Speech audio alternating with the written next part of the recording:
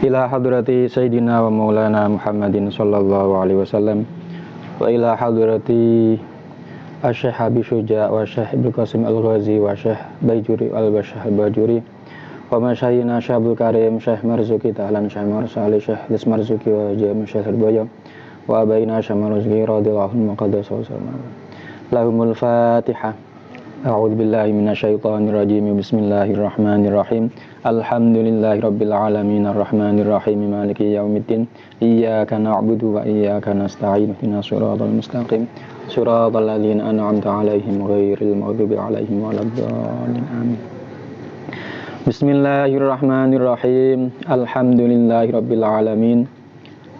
Allahumma shalli wa sallim wa barik ala sayyidina Muhammadin wa ala alihi wa sahbihi ajma'in. Jazallahu anna sayyidina Muhammadan sallallahu alaihi wasallam ma huwa ahlu. Qala al-musannifu rahimahullahu ta'ala wa nafa'ana bihi wa bi ulumihi fid dharaini. Amin. Wasani utawi kang kaping pindho iku satru launil aurati, nutupi warnane aurat. Indal kudrati ing dalem nalikane kuwasa. Walau kana lan senajan ana sapa asyakhsu awa-awaan iku kholian kang persepen fi dzulmatin ing dalem peteng. Fi dzulmatin ing dalem peteng. Syarat yang kedua dari syarat sholat, syarat sebelum sholat adalah menutupi warna aurat ketika mampu. Meskipun orang tersebut kholian dalam tempat yang sepi, fi dzulmatin juga dalam tempat yang gelap. Lah yang dimaksud dengan tertutupnya warna aurat ini untuk laki-laki adalah dari arah atas dan dari arah samping. Artinya kalau ada laki-laki sholat auratnya terlihat dari atas atau dari samping, maka sholatnya batal. Yang tidak disyaratkan untuk laki-laki dari arah bawah. Jadi misal ada orang laki-laki sholat, ketika sujud pahanya terlihat dari arah kakinya. Mungkin karena celananya terlalu tinggi atau karena sarungnya terlalu tinggi, sehingga ketika sujud ada sebagian paha yang terlihat, maka ini tidak membatalkan sholat. Karena apa? Karena terlihatnya dari bawah, bukan dari atas atau dari samping.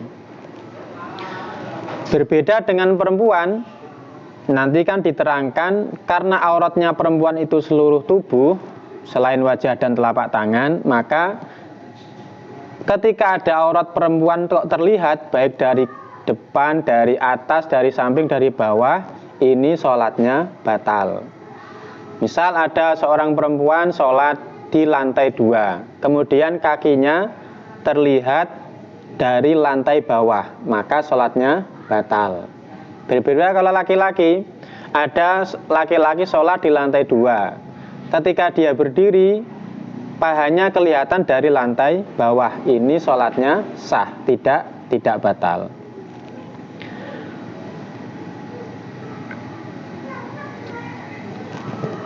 Kemudian berkaitan dengan pakaian atau berkaitan dengan menutup aurat, kita niku disunnahkan untuk memakai pakaian terbaik ketika sholat.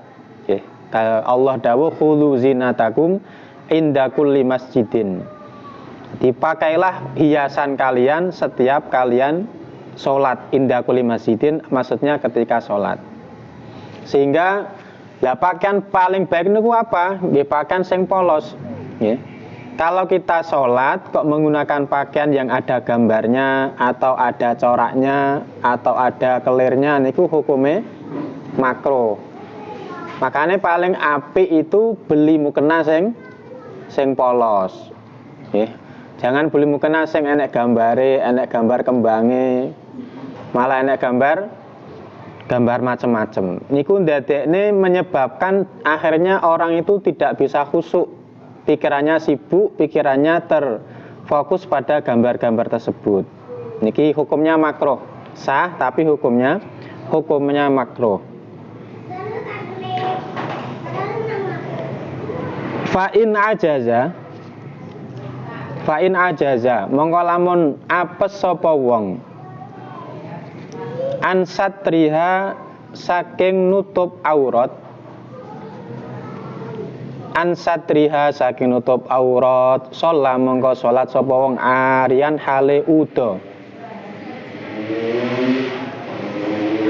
walayumiu lan ora isaroh sapa wong,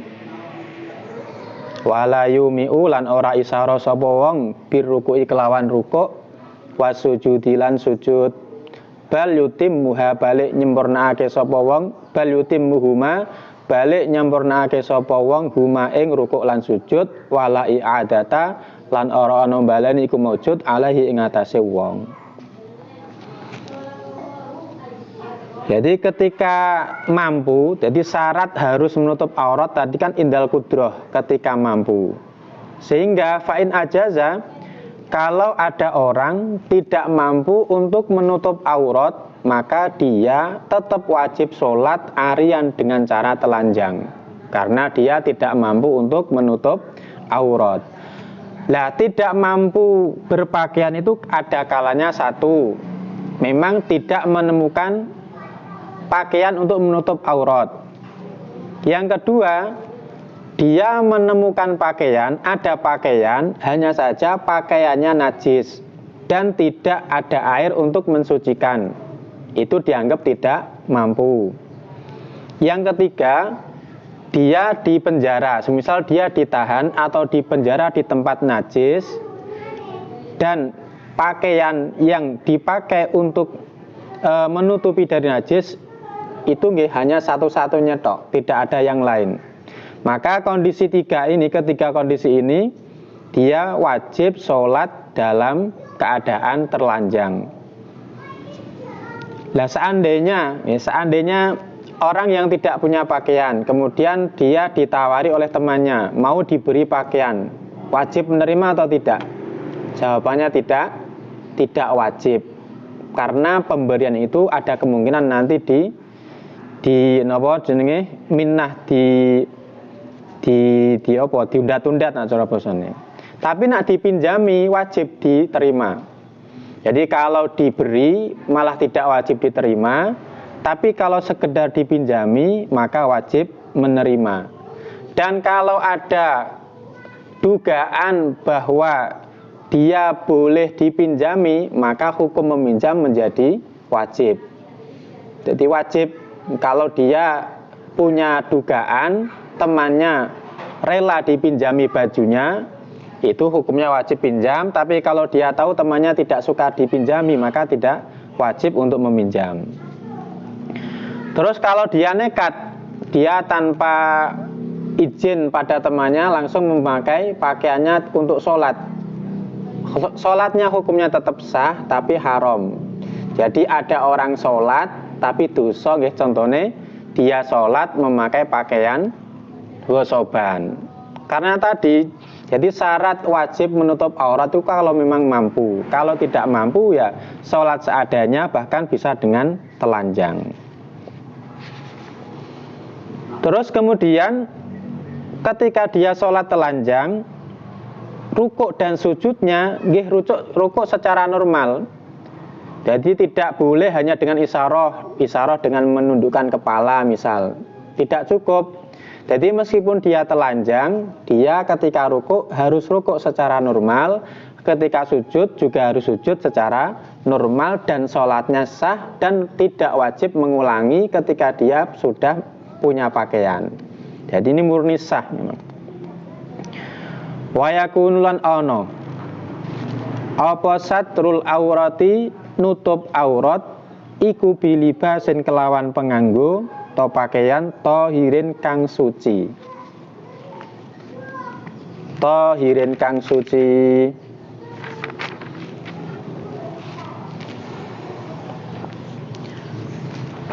Kemudian bahan yang dipakai untuk menutup aurat itu berupa pakaian, kain atau apapun yang suci. Artinya yang cukup dipakai untuk menutup warna aurat ketika sholat itu harus berupa benda, harus ada jirim, berupa benda yang suci yang bisa menghalang-halangi warna kulit. Kalau berupa benda tapi tidak menghalangi warna kulit, misal dia sholat dibungkus dengan plastik, kulitnya tetap terlihat, ini tidak cukup. Ya, meskipun ada plastik yang menghalangi tapi warna kulitnya tidak tertutup. Atau warna kulitnya tertutup tapi tidak ada bendanya. Contohnya kulitnya diberi pewarna. Ya, kulitnya diberi pewarna warna hitam. Ini meskipun kulitnya tidak terlihat tapi karena tidak berupa benda tetap tidak sah dipakai untuk sholat. Jadi satu, penutupnya harus ada bendanya. Nomor kedua, penutupnya bisa menghalang-halangi warna kulit.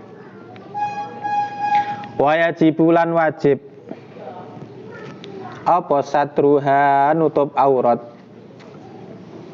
Aidon kelawan malih fi ghairi sholati ing dalem liyane salat.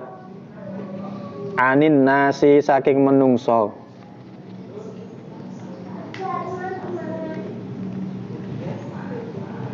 Musonef niki sekalian menerangkan hukum menutup aurat di luar sholat. Jadi menutup aurat di luar sholat juga wajib dari pandangan manusia. Ketika kita, baik laki-laki atau perempuan, kok bertemu dengan lawan jenis yang bukan mahram, maka kewajiban kita adalah menutup aurat dari pandangan orang-orang yang haram melihat aurat kita. Atau kalau tidak, ya, jadi pilihannya ada dua. Kita menutup aurat atau orang lain yang memejamkan mata. Jadi kalau orang tersebut sudah memejamkan mata, jadi secara real dia memejamkan mata, maka kita tidak wajib menutup aurat. Kalau ada orang lain dan orang lain tersebut tidak menutup mata, tidak memejamkan mata, baru kita wajib menutup aurat. Itu pilihannya. Wa fil khalwati lan ing dalem tingkah persepen. Illa li hajatin kejaba krana hajat. Illa li hajatin kejaba krana hajat. Minirtisalin saking adus wanahwihi lan sepadane irtisal. Wanahwihi lan sepadane irtisal. Termasuk wajib menutup aurat itu ketika berada di tempat yang sepi, sendirian di kamar, tidak ada orang lain, itu pun juga wajib menutup aurat. Meskipun kamarnya gelap gulita, jadi dalam tempat yang sepi, kemudian gelap, itu pun juga wajib menutup aurat. Lah kalau ditanya terus faedahnya apa? Wong wis di tempat yang sepi, sendirian, gelap lagi, kok tetap wajib menutup aurat? Jawabannya karena dengan kita menutup aurat, kita menunjukkan bahwa kita punya rasa malu di hadapan Allah Subhanahu wa ta'ala. Meskipun sama-sama Allah itu maha melihat, kita menutup aurat, Allah ya tetap melihat aurat kita. Kita tidak menutup aurat, sama Allah juga melihat aurat kita. Cuman bedanya, Allah sama-sama melihat aurat kita, cuman kalau dia menutup aurat, dia punya rasa malu di hadapan Allah. Kalau dia tidak menutup aurat, berarti dia tidak punya rasa malu di hadapan Allah. Itu bedanya. Kenapa? Meskipun kita sendiri, kita itu tetap diwajibkan menutup aurat meskipun tidak ada orang lain yang melihatnya. illa li hajatin, kecuali kalau ada hajat, ada kebutuhan, contohnya ketika mandi. Kalau mandi maka kita boleh telanjang bulat, tidak menutup aurat sama sekali. Wanahwihi, termasuk misal ada orang mau bersih-bersih rumah, karena dia khawatir pakaiannya kotor, kemudian dia menyapu kamarnya sambil telanjang, boleh, karena ada tujuannya menjaga pakaian dari kekotoran. Termasuk kalau hubungan suami istri, apa itu termasuk hajat? Ya. Ada orang suami istri mau berhubungan badan, bolehkah dilakukan dengan cara telanjang? Nah, ini ada khilaf. Nah, menurut Imam Syibro Malisi bukan termasuk hajat. Artinya dalam keadaan meskipun sudah sah menjadi suami istri, ketika berhubungan badan tetap disunahkan sambil tertutup sambil membawa pakaian, selimut, apa itu. Tapi kalau menurut muridnya Syekh Ar-Rasyidi, termasuk hajat itu jima, hubungan badan. Artinya menurut beliau, ketika suami istri itu sedang melakukan hubungan badan, maka tidak apa-apa sambil telanjang, karena termasuk hajat, termasuk alasan boleh membuka aurat itu adalah ketika jima atau ketika bersetubuh dengan pasangannya, dengan istrinya atau dengan suaminya. Wa amma satruha, anapun utawi nutup aurat, an nafsihi saking awak dhewene wong, an nafsihi saking awak dhewene wong, iku fala yajibu, mongko ora wajib apa satruha. Lakinnahu, tetapine kelakuan, lakinnahu tetapine kelakuan iku yukrahu den makruhake. Apa nadruhu, ningaline wong, apa nadruhu, ningaline wong ilaiha maring aurat. Jadi kalau melihat aurat, menutup aurat dari dirinya sendiri itu tidak wajib, akan tetapi melihat auratnya sendiri hukumnya makruh selama tidak ada hajat. Kalau hajat semisal istinja, habis kencing terus kemudian istinja, ya tidak apa-apa melihat auratnya sendiri. Tapi sebisa mungkin kita itu tidak melihat aurat kita ketika tidak ada keperluan, ketika tidak ada hajat. Wa auratu zakari, wa auratu zakari utawi aurate wong lanang, iku ma anggota, iku ma anggota baina surati kang ing dalem antarane udele zakar,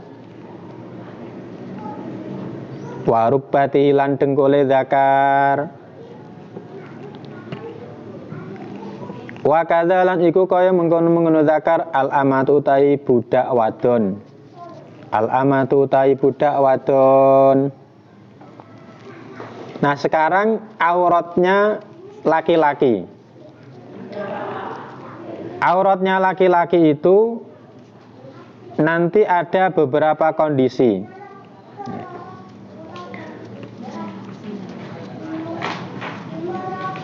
Pertama, auratnya laki-laki itu antara pusar dan lutut. Pusar ke bawah, lutut ke atas. Ini adalah auratnya laki-laki ketika sholat. Yang pertama, ketika berada di laki-laki lain sesama jenis. Yang ketiga, ketika berada di hadapan wanita mahramnya. Ada seorang anak perempuan, ada seorang anak laki-laki, maka di hadapan ibunya atau di hadapan kakaknya, dia boleh membuka seluruh tubuhnya selain antara pusar dan lutut. atau dia berada di komunitas temannya sesama laki-laki. Ini pun boleh terbukanya tubuh selain surah warubah, selain lutut dan pusar, selain pusar dan lutut. Artinya dalam keadaan apapun, ketika sholat, ketika ngobrol dengan sesama laki-laki, atau ketika ngobrol dengan ibunya atau dengan kakak perempuannya, maka antara lutut ke bawah, antara pusar ke bawah, lutut ke atas itu wajib tertutup. Jadi mboten nangsal, tidak boleh ngobrol, anak lanang ngobrol dengan bapaknya dengan keadaan pahanya terbuka, memakai celana pendek, ini tidak boleh. Ya, meskipun sama-sama laki-laki, paha itu tetap aurat, tetap wajib ditutup. Wa auratul hurrati, jadi itu auratnya laki-laki di hadapan sesama lelaki atau di hadapan perempuan mahramnya atau ketika sholat. Nah, untuk auratnya laki-laki di hadapan wanita lain sama seluruh tubuhnya. Jadi auratnya laki-laki ketika dia bertemu dengan wanita yang bukan mahramnya, wanita ajnabiyah, maka auratnya sama-sama jami'u badanihi, seluruh tubuhnya adalah aurat dengan dinisbatkan pada wanita lain tersebut. Kemudian auratnya laki-laki dalam kondisi sendiri, yaitu adalah as-sau'atani. Sau'atani itu berarti kubul, dubur. Jadi menurut pendapat ini, ketika laki-laki itu dalam kamar sendirian, maka dia tetap wajib menutup kubul dan dubur, wajib menutup zakarnya juga duburnya. Jadi ada tiga kondisi. Wa auratul hurrati, utawi aurate wong wadon merdeka, fis sholati ing dalam sholat, iku ma anggota, siwa wajhiha kang saliyane wajahe hurrah, wa kaffaiha lan epek-epek lorone hurrah, dhuhron apane jabane, au batnan utawa jerone, ilal ku'aini maring pergelangan loro.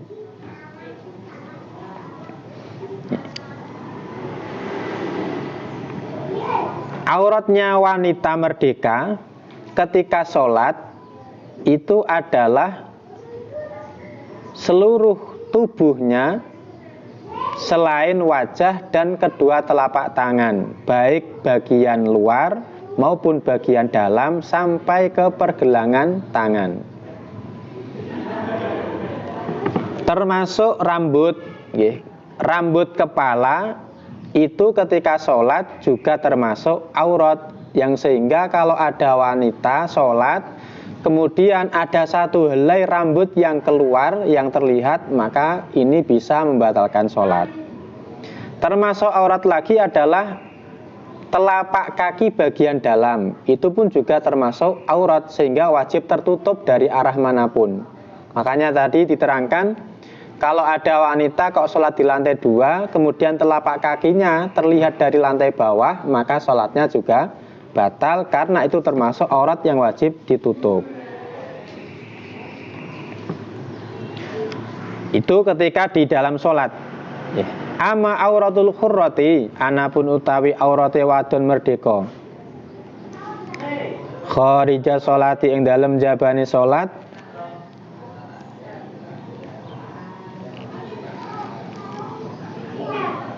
iku fajami'u badaniha, mongko sekabehane awake hurrah. Iku fajami'u badaniha, mongko sekabehane awake hurrah.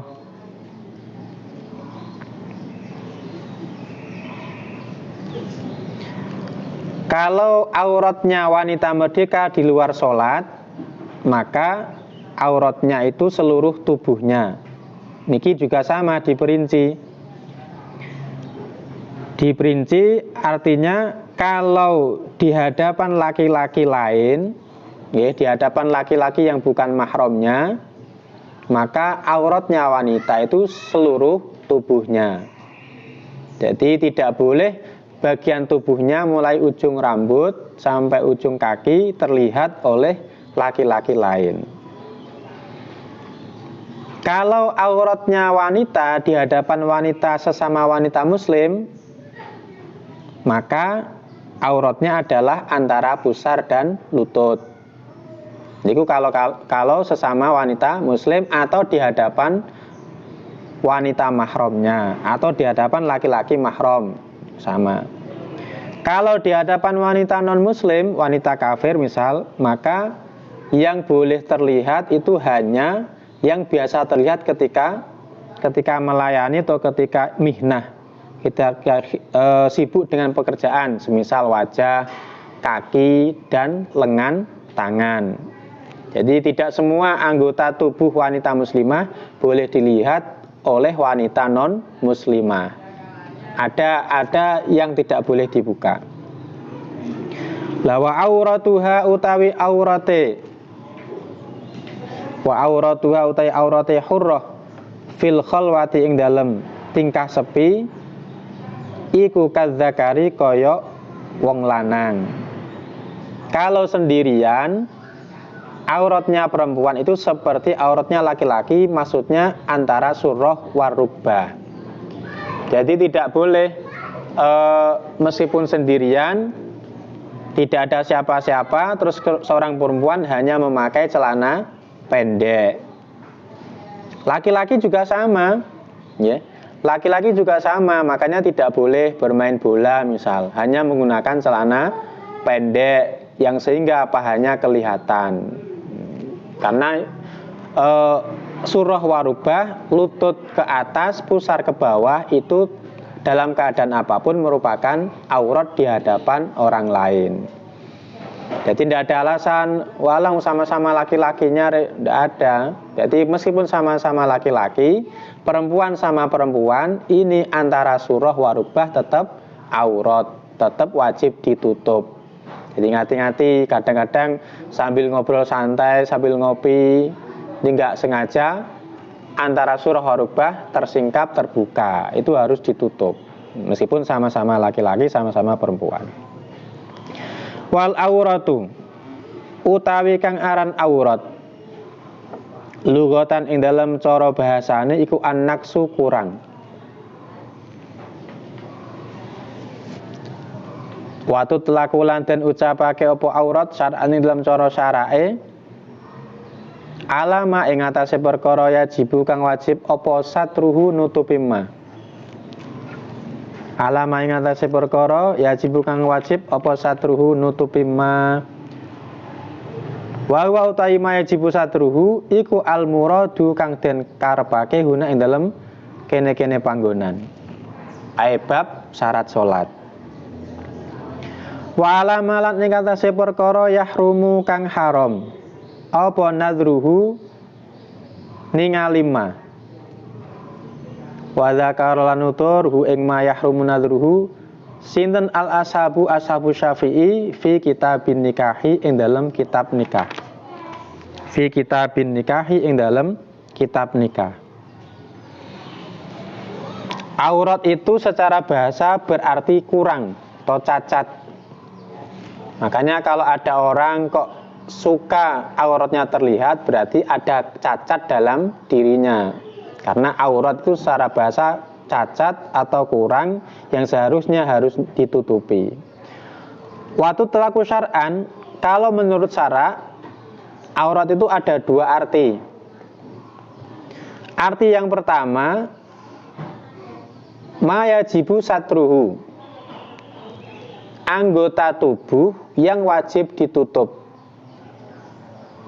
Ya, itu yang dimaksud dalam bab ini. Jadi yang dimaksud dalam bab syarat sholat ini adalah aurat yang bermakna anggota tubuh yang wajib ditutup ketika sholat. Arti yang kedua adalah anggota tubuh yang haram dilihat. Nah, nanti akan diterangkan di bab nikah.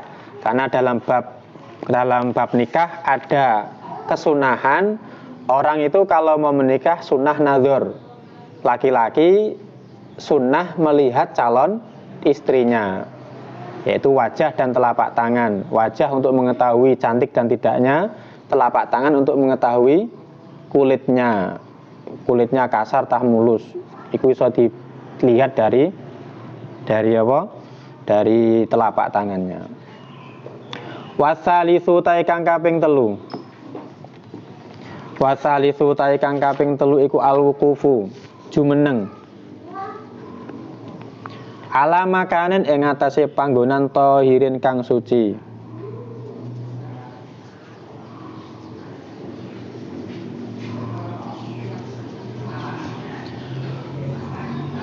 Fala tasihu mongko rasa apa salatu syasin, salate awak-awakan.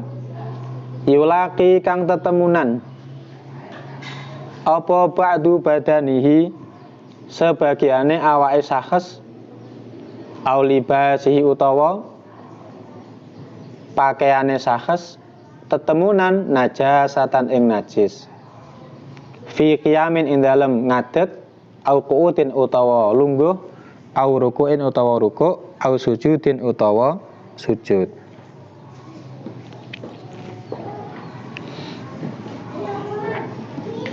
Syarat yang ketiga, orang yang sholat itu harus wukuf, berdiam diri di tempat di atas atau di tempat yang suci. Maknanya istiqrar. Ya. Makanya kalau ada seorang punya kehebatan bisa sholat di awang-awang, maka sholatnya tidak sah karena tidak istiqrar. Termasuk sholat di atas spring bed sing terlalu mentul-mentul, sing akhirnya tidak bisa istiqrar, itu pun juga tidak sah. Termasuk sholat di dalam pesawatnya melayang, maka itu pun menjadi masalah untuk syarat al-wukuf ala makanin tohirin. Sehingga orang yang bertemu dengan najis, baik sebagian tubuhnya atau pakaiannya, maka ini bisa membatalkan sholat. Baik ketika berdiri, atau ketika duduk, atau ketika rukuk, atau ketika sujud. Kalau di tengah-tengah sholat dia tertimpa najis, maka apakah sholatnya langsung batal? Dilihat-lihat. Kalau dia bisa langsung menyingkirkan najis tersebut, kok bisa? Mungkin satu, najisnya kering. Jadi ketika dia tertimpa kotorannya kering, kemudian tanpa melewati kadar tomaninah atau tanpa melewati kadar baca subhanallah 1 kali, dia bisa menyingkirkan najis tersebut, maka sholatnya sah, tidak jadi batal. Atau dia terkena najis basah, tapi dia bisa langsung seketika itu juga menghilangkan pakaian yang terkena najis. Misal laki-laki sholat, di tengah-tengah sholat pecinya terkena kotoran cicak, seketika itu juga pecinya langsung disingkirkan, maka hukumnya juga sah. Ya. Pokoknya kalau bisa langsung menyingkirkan najisnya, maka hukumnya sah selama kadar tomakninah atau kadar membaca subhanallah itu dia sudah mampu menghilangkan najis tersebut.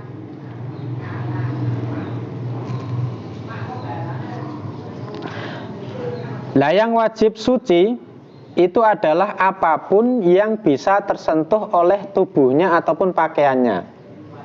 Meskipun pakaian tersebut tidak ikut bergerak ketika dia bergerak. Misal dia sholat di atas tampar, maka ketika tampar ini ke ujung tampar ini bertemu dengan najis, maka sholat orang yang di ujung tampar yang lain maka bisa menjadi batal meskipun ujung tampar yang terkena najis tidak ikut bergerak ketika dia bergerak. Yang penting tubuhnya itu bersentuhan dengan tampar yang tampar tersebut ujungnya ada najisnya. Niku juga bisa menyebabkan batalnya sholat. Jadi dalam hal najis ini tidak harus syarat ikut bergerak dengan bergeraknya orang tersebut. Warrabi'u utawi kang kaping 4 iku al ilmu ngaweruhi bidukhulil waktu kelawan manjinge waktu.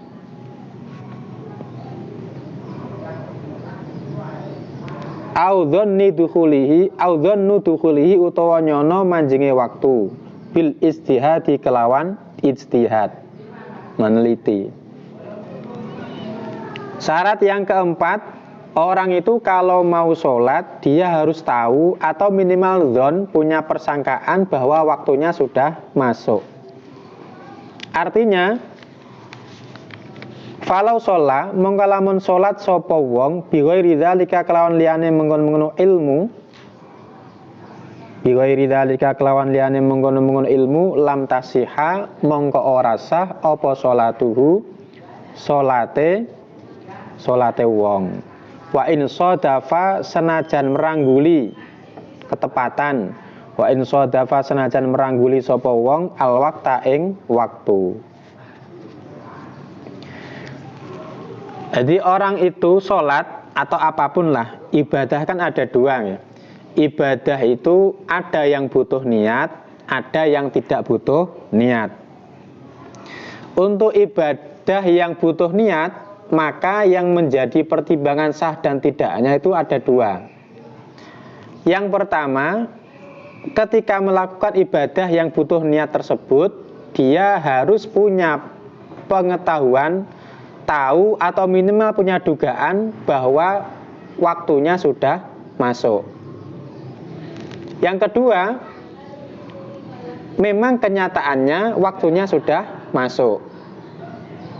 Berarti misal ada orang sholat zuhur, dia sholat dalam keadaan dia tidak punya persangkaan apakah waktunya sudah masuk atau belum. Pokoknya angger sholat ngoten. Jadi lo kok sholat, pokoknya pengen sholat, dia tidak punya pengetahuan apakah waktu zuhur sudah masuk atau belum. Maka sholatnya orang ini hukumnya tidak sah meskipun kenyataannya sudah masuk waktu zuhur.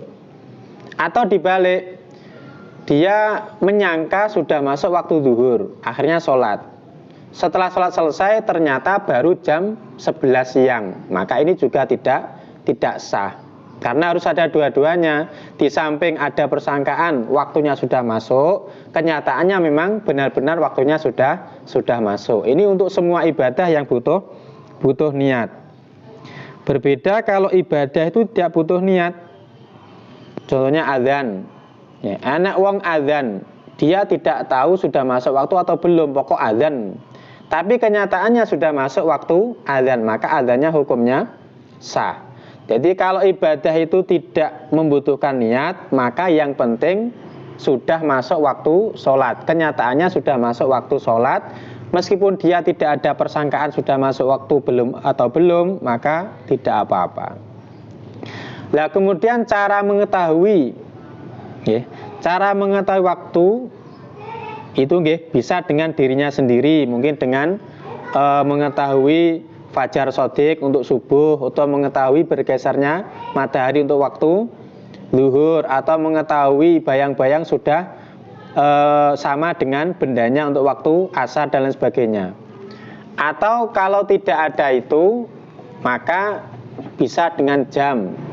Jadi untuk saat ini posisi jam niku sudah sederajat dengan al ilmu binafsihi bidukhulil wakti.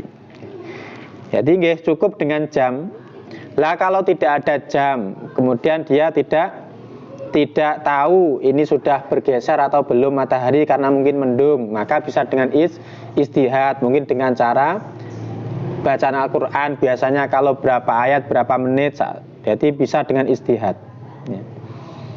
Jadi dengan cara apapun, jadi yang penting dia bisa mengetahui apakah itu sudah masuk waktu sholat atau belum. Karena nanti kalau ada orang sholat padahal dia belum yakin sudah masuk waktu sholat, maka sholatnya tidak sah. Wa in shadafal waqta, meskipun kenyataannya sholatnya bertepatan dengan sudah masuk waktu sholat. Wal khamisu wallahu a'lam. Al-Fatihah.